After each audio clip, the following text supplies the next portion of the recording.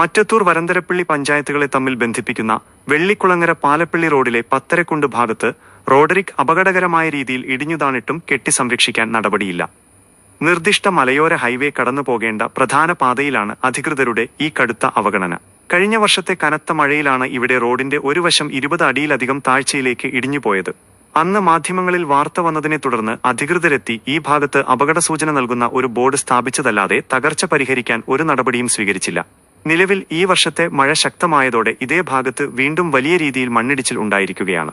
വെള്ളിക്കുളങ്ങരയിൽ നിന്നും ചൊക്കനയിലേക്കുള്ള KSRTC ഉൾപ്പെടെയുള്ള നിരവധി ബസ്സുകളും മറ്റു വാഹനങ്ങളും നിത്യേന കടന്നുപോകുന്ന റോഡാണിത്. രാത്രികാലങ്ങളിൽ ഈ വഴി കടന്നുപോകുന്ന വാഹനങ്ങൾ വലിയ അപകട ഭീഷണിയിലാണ്. മഴ ശക്തമായി തുടരുന്ന സാഹചര്യത്തിൽ ഇവിടെ കൂടുതൽ മണ്ണിടിച്ചിലിന് സാധ്യതയുണ്ട്. വൻ ദുരന്തം സംഭവിക്കുന്നതിന് മുൻപ് തകർന്ന ഭാഗത്ത് റോഡരി കെട്ടി സംരക്ഷിക്കാനും അതുവരെ താൽക്കാലിക സുരക്ഷാ സംവിധാനങ്ങളെങ്കിലും ഒരുക്കാനും അധികൃതർ അടിയന്തരമായി ഇടപെടണമെന്നാണ് നാട്ടുകാരുടെയും യാത്രക്കാരുടെയും ആവശ്യം.